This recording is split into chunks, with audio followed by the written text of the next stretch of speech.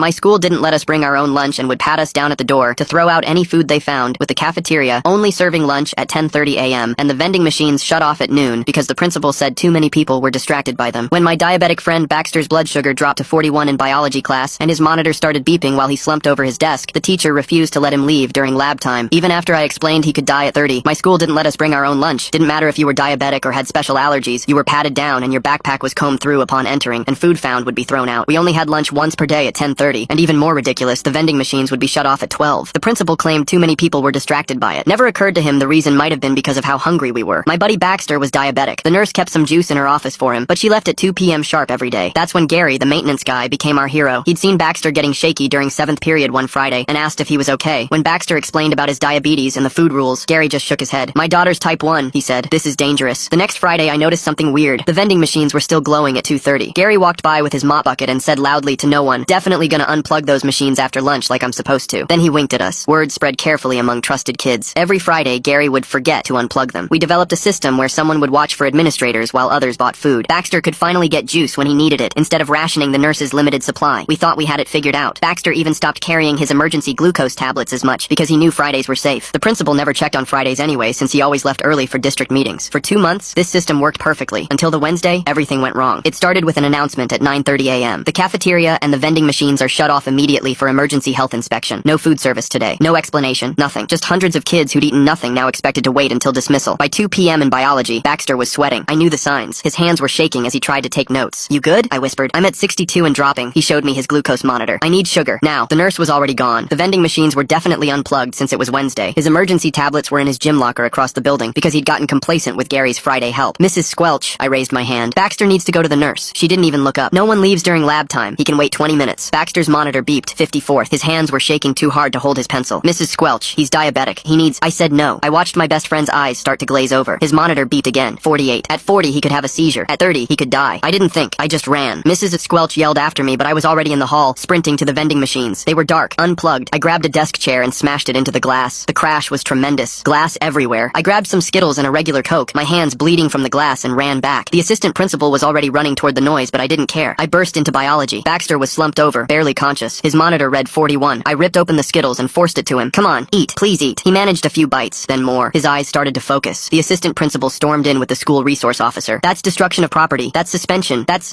saving his life," I said, watching Baxter's color return. Mrs. Squelch went pale when she saw his glucose monitor. The assistant principal pulled out his walkie-talkie to call the principal, but he wasn't answering. He'd already left for his Wednesday golf game, which everyone knew about, but no one was supposed to mention. My parents were called immediately. The principal came back furious about his interrupted golf game and the destroyed vending machine, but Baxter's mom arrived first, and she was scarier. She was a pediatric endocrinologist. "Let me understand this," she said, deadly calm. "You ban all outside food. You serve lunch at 10:30 a.m. You lock vending machines at noon. The nurse leaves at 2. And you think this is safe for diabetic students?" The principal stuttered about policies and procedures. "My son's blood sugar was 41, she continued. "At that level, he could have had a seizure. He could have gone into a coma. He could have died." Other parents started arriving. Turns out Baxter wasn't the only kid with medical dietary needs being ignored. The principal kept insisting I'd face consequences for vandalism. Baxter's mom laughed. "Sue him. I dare you. See how that plays in the news." Friday morning, I was serving in-school suspension when my phone buzzed. Text from Baxter. "Cafeteria closed again. Health department here. My mom's now coming with lawyers and wants you here. Please come." I knew this was about to get crazy. I stared at my phone, reading Baxter's text again. The ISS supervisor, Mr. Daniels, was reading a newspaper and didn't notice. My hands started sweating. Baxter's mom with lawyers meant this was serious. Real serious. I raised my hand. "Can I use the bathroom?" Mr. Daniels barely looked up. 5 minutes. I walked out calmly, then broke into a run once I turned the corner. The cafeteria was at the other end of the building, and I could already hear voices echoing down the hall. Adult voices. Angry ones. When I peeked around the cafeteria door, I saw health inspectors in white coats taking pictures of everything. Baxter stood with his mom near the serving line. 3 people in suits wrote notes on yellow pads. Had to be the lawyers. "Get back to ISS, someone said behind me. The assistant principal, but her voice didn't have its usual edge. "Baxter's mom asked for me," I said. She sighed. "Fine, but you come right back after." The rest of the morning dragged. I kept checking my phone under my desk. Baxter sent updates. They found mouse droppings. Mom's getting angrier. Principal just showed up and started yelling. At lunch, which was just packaged crackers since the cafeteria was closed, Mr. Daniels let me eat in the ISS room. Through the window, I watched parents arriving. More cars kept pulling into the parking lot. Something big was building. Finally, at 3 p.m., Mr. Daniels looked at the clock. "You're done. Don't get in trouble again." I practically ran to the cafeteria. The scene inside was even crazier than this morning. Baxter's mom stood in the middle of everything with 3 lawyers around her. Health inspectors were still there, now with tablets and cameras. And there by the door, in his gray work uniform, stood Gary. I'd heard through the grapevine they'd suspended him yesterday for keeping the vending machines on. Baxter's mom saw me and waved me over. "This is him," she told the lawyers. "The hero who saved my son." Hero? I didn't feel like one. I just felt scared for my friend. One of the lawyers, a woman with sharp eyes and a tight bun, turned to me. Tell me everything about Wednesday. Don't leave anything out. So I did. I told her about Baxter's shaking hands in biology, how his glucose monitor beeped at 48 then 41, how Mrs. Squelch wouldn't let him leave even when I explained he was diabetic. She said no one leaves during lab time, I explained. Even when I told her he could die, the lawyer wrote fast. And the nurse? Gone. She always leaves at 2 p.m. The vending machines? Unplugged. They only work until noon, except Fridays when Gary would secretly keep them on. Gary nodded from across the room. The lawyer looked at him, then back at me. So you broke the glass? I didn't think about it. I just did it. His monitor said 41. At 40, he could have a seizure. At 30, I stopped. We all knew what happened at 30. The head health inspector walked over to Baxter's mom with his tablet. Ma'am, you need to see this. We all crowded around. The screen showed their inspection results. Failed, failed, failed. Every single line was red. This cafeteria hasn't passed a real inspection in 3 years, he said. They've been filing false reports. He swiped to show pictures. Black mold covered the back wall of the kitchen. A box of milk said 2019. Mouse droppings covered the storage shelves. This is why it kept closing, I said, finally understanding. Not for emergency inspections. They were trying to hide this. The principal stormed in right then with the superintendent behind him. His face was red and sweaty from running. This is a witch hunt, he yelled at Baxter's mom. You're trying to destroy this school because your son... She pulled out her phone and hit play. The principal's own voice filled the room. These diabetic kids need to stop being so dramatic. They can just deal with it like everyone else. The recording was from last month's parent meeting. I remembered Baxter telling me about it, how his mom had been furious. The principal's face went from red to white. The superintendent took a step away from him. That's taken out of context, the principal stammered. The context, Baxter's mom said coldly, is that my son almost died. More parents started arriving. I recognized one mom. Her daughter had severe peanut allergies and had been hospitalized twice this year from bad cafeteria food. She carried a thick folder of medical records. Then another dad walked in. The whole room went quiet. Everyone knew about his older daughter. She died at another school 2 years ago. Same kind of rules, same kind of neglect. He held up a framed photo of a girl who looked just like his son from our grade. Her name was Destiny. She was 13. The lawyers started writing faster. Gary walked over to me and showed his phone. Look at this. A group text with 12 other maintenance workers from different district schools. There's something really strange about a school that searches kids for food like they're entering a prison. I wonder what happened to make them create such extreme rules. Gary keeping those vending machines on every Friday seems risky for a maintenance worker, especially if they were all outside, ready to come in and tell what they knew about safety violations. We've been talking for months, Gary said quietly. After what happened to Baxter, we decided enough was enough. The superintendent tried to leave, but one of the lawyers stepped in front of him. Sir, this is now a federal disability discrimination case. The ADA requires you to provide reasonable accommodations for students with medical conditions. You might want to stay. He sat back down, pulling out his phone to text frantically. A school board member arrived, Mrs. Chen, who I recognized from her campaign posters. She pulled the principal aside, but we could all hear pieces of their conversation. Multiple lawsuits, criminal negligence charges. Knew about this for years. The principal kept saying he just followed district policy, but Mrs. Chen pulled out her phone and showed him something. His face went even paler. These are emails, she said louder now, not caring who heard. You got safety warnings. You ignored them. You marked them as resolved without doing anything. At 5:30, they called an emergency assembly. The whole school packed into the auditorium. Parents filled the back rows. The superintendent stood at the podium, looking like he wanted to be anywhere else. Effective immediately, he said. The principal is taking administrative leave while we investigate these serious allegations. Some kids started whispering. A few parents clapped. The assistant principal took the microphone next. She looked scared but determined. Starting tomorrow, the vending machines will operate all day. Students may bring their own lunches. We'll have food trucks in the parking lot until the cafeteria passes inspection. The room erupted. Kids cheered. Parents nodded. I saw a girl crying with relief, but I kept watching the principal, standing in the corner. He stared at me with pure hatred, like this was all my fault, like Baxter almost dying was less important than his career. Saturday morning, I got to school early to help set up the food trucks. News vans were already there. Channel 7, Channel 4, even CNN. Reporters talked to parents while cameras rolled. Baxter's mom stood in front of the main entrance, perfectly composed despite probably not sleeping. Jefferson High has systematically violated the Americans with Disabilities Act, she told the cameras. They've endangered children with medical conditions. My son's blood sugar dropped to 41 while his principal played golf. This isn't just negligence, it's criminal. Gary stood behind her in his work uniform. A reporter asked him why he helped students. My daughter has type 1 diabetes, he said simply. I know what it's like to worry every day if your kid will come home safe. These children were dying slowly, and nobody cared. I did what any parent would do. By noon, the food trucks were serving real food. I watched kids eat like they hadn't seen food in months, which honestly wasn't far from the truth. Baxter checked his blood sugar after eating a proper meal. 95. Perfect. A girl brought her own lunch for the first time all year without fear of it being thrown away. She showed me her EpiPen. I can actually carry this now instead of hoping the nurse has one. Kids kept coming up to thank me, but it felt weird. I didn't want to be a hero. I just wanted my friend to not die. Monday afternoon, I was in chemistry when the new intercom system crackled. Please send the following student to the principal's office. My name, of course. But when I got there, the assistant principal, now interim principal, didn't look angry. She looked tired but hopeful. I want you to join a new student safety committee, she said. We need students who aren't afraid to speak up when something's wrong. Only if Baxter can join too, I said. And Gary, she smiled slightly, already invited them. Wednesday morning brought more news. The state announced they were investigating all district food policies. 17 schools had the same dangerous rules. The same company ran all their cafeterias. The same violations appeared everywhere. Baxter's mom's lawyers were now representing families from all 17 schools. The lawsuit grew from a local issue to a state crisis. Friday came with a different kind of drama. The principal returned to clean out his office, escorted by security. I was walking to English when we passed in the hall. He stopped and looked at me. You ruined my career over some candy bars. I met his eyes. Baxter almost died. You ruined your own career. Security barely moved him along, but he kept looking back at me with that same hatred. That afternoon, good news finally. Gary was back at work, officially this time, but not just as maintenance. His new title, Student Health Advocate. The district created the position just for him, with a raise and an office near the nurse. He set up a medical station with glucose tablets, EpiPens, inhalers, and other emergency supplies. Everything a kid might need fast, no questions asked. It's not perfect, he told me while organizing supplies, but it's a start. Monday rolled around with another surprise. Mrs. Squelch pulled me aside after biology. I need to apologize, she said. I was so focused on following rules that I forgot why I became a teacher. To help kids, not hurt them. She opened her desk drawer. It was full of juice boxes, glucose tablets, and granola bars. I know the warning signs now, she continued. I've studied every medical condition my students have. It won't happen again. I wanted to stay angry at her, but she looked genuinely broken by what almost happened. Wednesday was our first safety committee meeting. I expected maybe 5 kids. 12 showed up. We sat in a circle and started listing every dangerous rule. No water bottles during tests, even 3-hour standardized ones. No bathroom breaks without a pass, even for kids with medical conditions. Emergency exits locked during school hours. The list went on and on. The interim principal took notes on everything. We'll address each one, she promised. Friday night was the school board meeting. The room was packed with parents. Standing room only. Local news cameras lined the walls. A letter from the district's insurance company got read first. They would drop coverage unless all safety violations were fixed immediately. No negotiation. Fix it or lose insurance, which meant the school would have to close. For once, parents who usually fought about everything agreed. Fix it. Now a student stood up during public comment. His dad stood beside him for support. My sister Destiny was 13, he said, his voice shaking. She was in math class at another school with the same rules. Her blood sugar crashed during state testing. The teacher wouldn't let her eat her glucose tablets because of test security. She had a seizure. She went into a coma. She never woke up. The room was completely silent. A few parents were crying. Every rule that keeps kids from food or medicine is a potential murder, he continued. You all have blood on your hands. He sat down. Nobody applauded. It was too heavy for that, but everyone understood. Saturday morning, the board voted unanimously. All food restriction policies ended immediately, district-wide. 3 administrators who knew about violations but covered them up were fired. The cafeteria company's contract was terminated. People clapped this time, but Baxter's mom stood up. This is a start, she said, but the lawsuit continues until we see real, permanent change. Not promises. Change. Monday brought news that spread through school like lightning. The principal had tried to get a job in another district, but Baxter's mom's lawyers contacted them with information about the criminal investigation. His job offer vanished the same day. He's radioactive, Baxter told me at lunch. No district will touch him now. Wednesday, things got more serious. The state attorney general's office started a criminal investigation. We all got letters saying we might be called as witnesses, but the real shock came when they revealed why the principal fought so hard to keep the current food company. He was getting kickbacks, money in his account every month that matched what the company saved by serving garbage food. I knew it, Gary said when he heard. The math never made sense. Good food doesn't cost that much more than what they served. Friday, I sat in a small room with 2 investigators. They recorded everything. I told them about the vending machines turning off at noon, the nurse leaving at 2, the principal's golf schedule that everyone knew but couldn't mention, kids fainting from hunger, Baxter rationing his glucose supplies, another student hiding rice cakes in her saxophone case. They asked about Gary too, but I made sure they understood. He was the only adult who tried to help. He risked his job every Friday to keep kids safe. He's a hero, I said. The principal is the criminal. Monday evening we watched the news at Baxter's house. Breaking news tonight. 5 district officials arrested in food service fraud scheme. They showed the principal being walked out of his house in handcuffs. Then 4 others we didn't recognize. District administrators who'd been stealing from the food budget for years. That's why our cafeteria was so bad, Baxter's mom said. They took the money meant for food and maintenance. The principal's lawyer appeared on screen, claiming his client just followed orders from higher up. But then they showed emails where the principal organized the whole scheme. Wednesday brought our new principal. Dr. Williams walked into her first assembly with confidence. She was younger than the old principal, with kind eyes and a slight limp. My son has type 1 diabetes, she said as her opening. He's 8, so I understand what you've been through. She laid out new rules, simple ones. If you need to eat, eat. I'm really curious about how the principal thought he could hide those kickbacks from the food company. Did he really think nobody would notice the bad food was connected to extra money in his account? The way, doctor, if you need medicine, take it. If you need help, ask. Your health comes before any rule, any test, any class. Period. Kids actually applauded a principal. That was a first. Friday was almost normal. The new cafeteria was open. Turned out another company could renovate it in just 3 days when properly motivated. Real food, multiple options, an allergy-free section for kids with restrictions. The vending machines hummed all day. The nurse worked until 5 p.m. now. It felt like a different school, but not everything was better. Monday morning, Baxter wasn't at his locker. I found him in the bathroom, sitting on the floor against the wall, shaking. His glucose monitor showed 98, totally normal, but he was crying and couldn't catch his breath. Hey, what's wrong? I sat down next to him on the gross bathroom floor. I can't stop shaking, he said between gasps. My brain thinks I'm dying, but my blood sugar is fine. My therapist says it's PTSD. I didn't know what to say. We sat there until the shaking stopped, missing first period completely. Nobody came looking for us. The new rules meant students could take care of themselves without permission slips. Wednesday afternoon, Gary started something new, a support group for kids with medical conditions. We met in the old detention room. Seemed fitting somehow. 15 kids showed up. There was the girl with the peanut allergy, a boy with epilepsy, a girl who needed insulin shots. Kids I'd never known were struggling because they'd hidden it so well. We all survived something we shouldn't have had to survive, Gary said. Now we help each other. We went around the circle, sharing our worst moments. The boy with epilepsy talked about having a seizure during PE, while the teacher yelled at him to stop faking. The girl with diabetes showed scars from where she'd hidden insulin needles in her socks. Everyone had stories. Friday, Mrs. Squelch surprised us all. She asked to be our support group advisor. I need to make this right, she told us. Then she turned to Baxter in front of the whole biology class. I will regret not helping you for the rest of my life. I'm sorry. sorry. Baxter nodded but didn't say it was okay, because it wasn't okay, but at least she was trying. 2 weeks passed with a weird kind of normal. Then Monday morning brought news that made everything real again. The principal's criminal trial was starting. Baxter had to testify first. His hands shook as he sat in the witness chair, describing how his brain started shutting down, how he knew he might die because of a vending machine rule. I remember thinking my mom would find me dead at school, he said. The jury looked sick. Tuesday was my turn. The defense lawyer tried to make me look violent for breaking the vending machine. You destroyed school property, he said. To save a life, I answered. The prosecutor showed my clean record and Baxter's glucose reading of 41. Would you do it again? She asked. Every time. Wednesday, Gary took the stand. He showed logs of 17 safety complaints he'd filed over 2 years. Everyone marked resolved by the principal with no actual changes made. I was ordered to unplug those machines at noon, Gary said. I knew it could kill students. I did it anyway for months because I needed my job. I'll never forgive myself for waiting so long to act. The principal's lawyer objected to everything, but the evidence stayed. Friday, the jury came to our school. They saw the broken vending machine, still not fixed. The glass still there. Evidence now. They saw the nurse's office that used to close at 2. They saw the condemned cafeteria, the principal's old office with his golf trophies still on the shelf. One juror shook her head when she saw the cafeteria. Even fixed up, you could see where the black mold had been. Monday, more parents testified. The mom of the girl with allergies could barely speak, describing finding her daughter unconscious after eating contaminated cafeteria food because outside food was banned. The dad who lost his daughter was worse. He held up pictures of her funeral and just cried. Several jury members wiped their eyes. Wednesday, the defense tried to save the principal. They said he just followed district policy, dealt with budget cuts, tried to maintain order. Then the prosecutor showed his bank records. Deposits every month that matched what the food company saved by serving garbage. Money straight to his personal account. The principal's lawyer asked for a break. When they came back, he looked defeated. Friday afternoon, closing arguments. The prosecutor reminded everyone that Baxter was 9 points from death while the principal played golf. 9 points. The defense argued this was scapegoating one man for system-wide failures. The jury left to decide. We waited. Monday at 4 p.m., after 6 hours of waiting, they called us back. Baxter's mom held Baxter's hand so tight her knuckles were white. Gary paced by the door. My stomach hurt. Guilty on all counts. The principal's face went completely white. Criminal negligence, theft, falsifying safety reports. He faced real prison time. Baxter's mom cried. Gary nodded slowly. I felt relief, but no happiness. This wasn't something to celebrate. A week later, Monday morning, the civil lawsuit settled. The families would split $3.2 million. But more important were the required changes. New policies, safety audits every month, emergency training for all teachers. Real change finally, written into legal documents. Wednesday at lunch, school felt almost normal. Kids ate when they needed to. Baxter kept glucose tablets right on his desk. The girl with allergies brought her allergy-free lunch without hiding it. But we all remembered. We all knew how close we'd come. Friday afternoon, Dr. Williams started something she called Wellness Wednesdays. Students could come talk about any health needs without judgment. 50 kids showed up to the first one. I looked around that room and saw how many kids had been suffering in silence, afraid to speak up about basic human needs like food and medicine. 2 weeks later on Monday, Gary got called to the main office. We thought something was wrong, but Dr. Williams was smiling. The state wants to give you an award, she told him, for moral courage in education. Gary shook his head. The real heroes are the kids who survived despite us adults failing them. But when they gave him the award at an assembly, everyone stood and clapped anyway. He deserved it. Wednesday afternoon, the principal got sentenced. 3 years, 2 suspended. He'd serve 1 year in minimum security prison. Outside the courthouse, he still claimed he was a scapegoat. Baxter's mom told the reporters standing there, 1 year for almost killing children. The system still protects its own. Monday after the sentencing, something unexpected happened. Other schools started calling, asking for help reforming their policies. They wanted to avoid their own lawsuits. Baxter and I made a presentation about medical warning signs. We'd become experts on neglect without meaning to. Now we taught adults what they should have already known. Wednesday, we visited another middle school. A girl in the back raised her hand. What if our principal won't listen? Baxter answered without hesitation. Document everything. Tell your parents. Call lawyers if you have to. And if someone's dying, break whatever rule you need to break. Suspensions heal. Death doesn't. The teacher looked uncomfortable, but she didn't disagree. Friday morning brought the biggest news yet. The governor signed Baxter's law requiring all schools to accommodate medical dietary needs and keep nurses until dismissal. At the signing ceremony, Baxter had to speak. His voice was steady this time. No kid should have to choose between going to school and staying alive. This law shouldn't even be special. It should just be common sense. The governor shook his hand. Cameras flashed. But Baxter looked tired, not triumphant. Monday afternoon, we tried to return to normal teenage life. Baxter joined the debate team. Turned out nearly dying made him less afraid of public speaking. I focused on my grades and started working on college applications. The girl with allergies started a cooking club for kids with dietary restrictions, teaching safe recipes. We were trying to just be kids again, but we couldn't forget. Wednesday, Gary's daughter visited from college. She was studying to become a pediatric endocrinologist like Baxter's mom. Dad called me crying when Baxter almost died, she told us. He said he couldn't let another parent lose their diabetic kid. That's when he decided to risk his job. Gary looked embarrassed, but we understood. He'd been a dad first, employee second. Friday in biology, Mrs. Squelch assigned an essay about when breaking rules is justified. She looked right at me when she explained the assignment. Sometimes breaking rules is the most moral choice you can make, she said. I wrote about that Wednesday, about choosing friendship over authority, about how a vending machine mattered less than a human life. She gave me an A+